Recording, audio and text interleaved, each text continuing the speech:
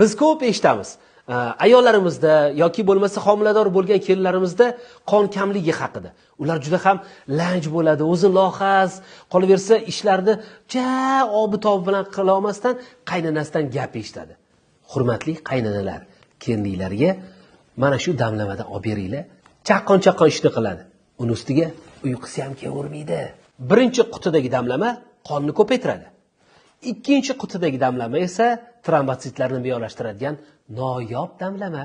Trombotsit kamayib ketgan bo'lsa, uni me'yorlashtiradi bu. Bu qayerdan keldi deysizmi?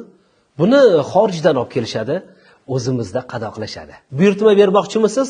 Telefon raqamini yozib oling yoki yodlab oling. Juda ham oson. 55 kodi bilan 517 30 30. Eng asosiysi, yo'riqnomaga e'tibor bering va qon kasalliklaridan shifo toping.